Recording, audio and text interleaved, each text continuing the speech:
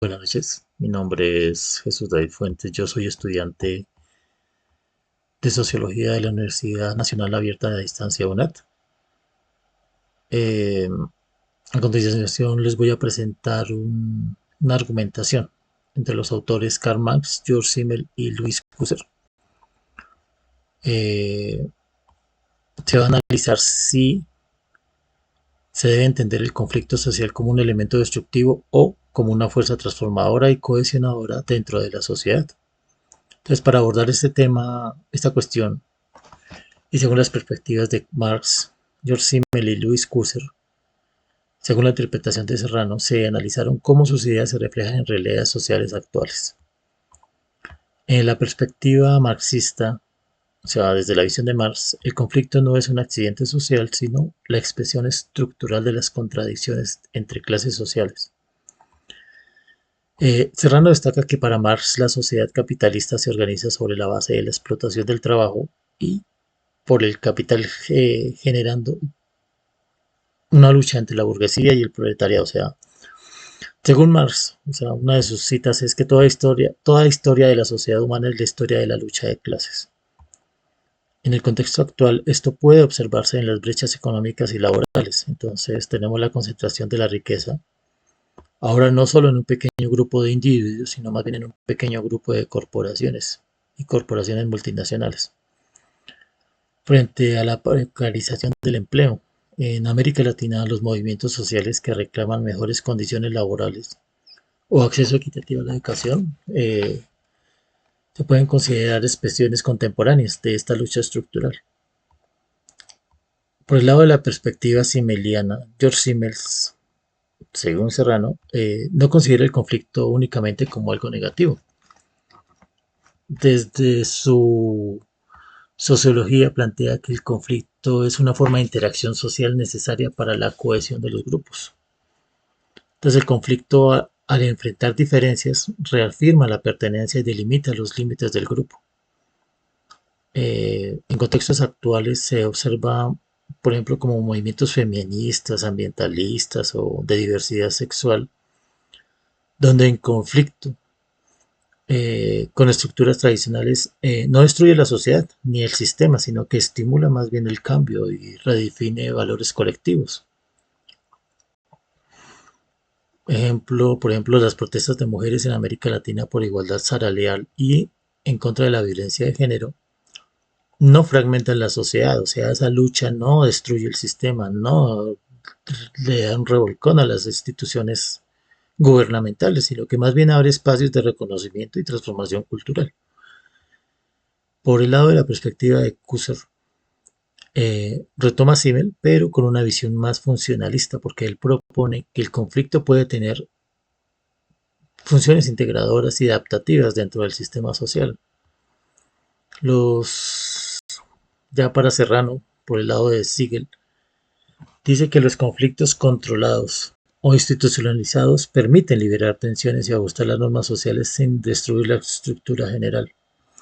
En los sistemas democráticos, por ejemplo, los conflictos políticos entre partidos o las movilizaciones ciudadanas, que son canales legítimos de expresión, eh, favorecen la estabilidad social, siempre y cuando existan mecanismos de mediación o de diálogo.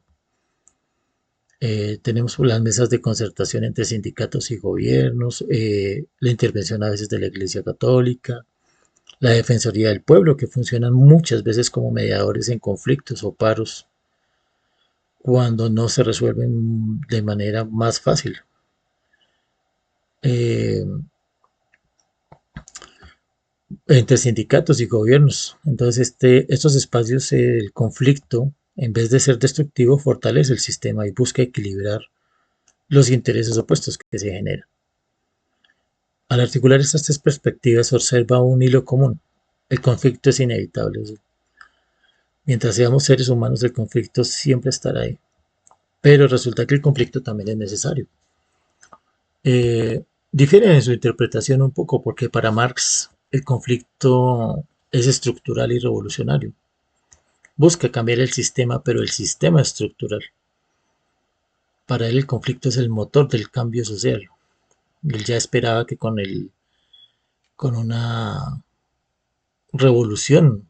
O sea, el conflicto lo escalaba hasta una revolución y que cambiara el sistema completamente. Destruir el sistema anterior y implantar un sistema nuevo. El motor para él es el conflicto es el motor del cambio social para Marx, pero desde la visión marxista el conflicto es la base de la historia, o sea, surge de las contradicciones entre clases sociales y conduce a transformaciones estructurales, como las luchas laborales por la reducción de la jornada del trabajo o los movimientos sociales en la época de Marx. Eran movimientos justos, eran conflictos que se justificaban muy bien por la precariedad del tema laboral en esa época. Eso impulsó reformas legales, reformas políticas y reformas sociales.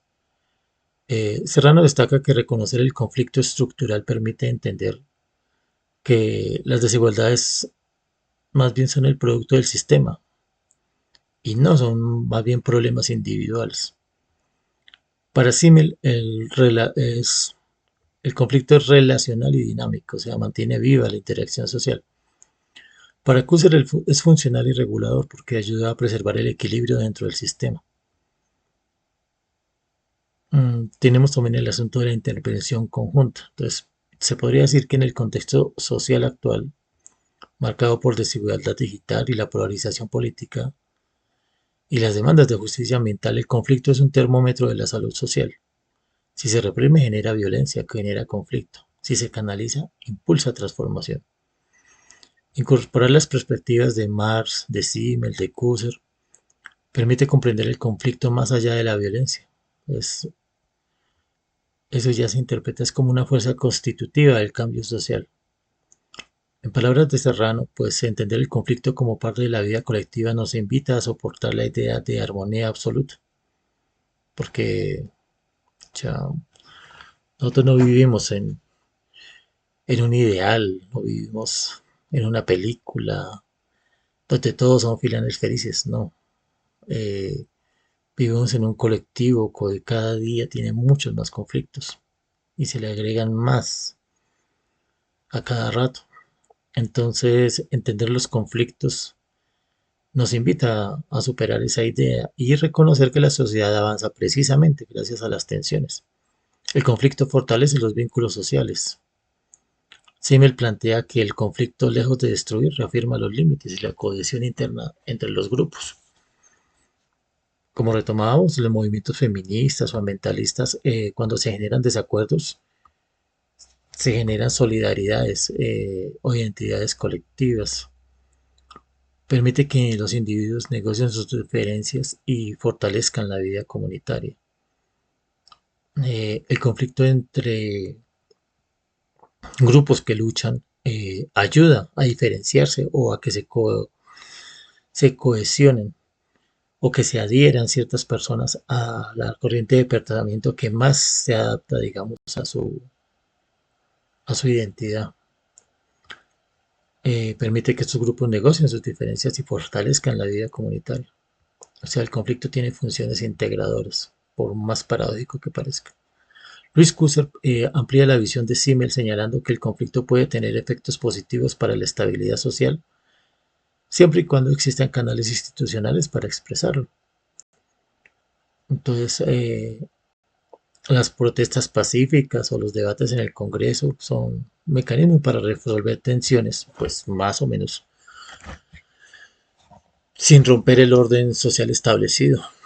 Nosotros tenemos debates prácticamente cada semana en el Congreso de la República y no necesariamente al otro día salen a desbaratar el país solo por el hecho de que hubo un debate, de que alguien le dijo algo malo al otro. No, simplemente hubo conflicto y trataron de resolverlo o posiblemente no, pero no por eso la institución se desbarata. El conflicto controlado estimula la adaptación y el progreso social, porque como ya se decía es inevitable, pero es necesario.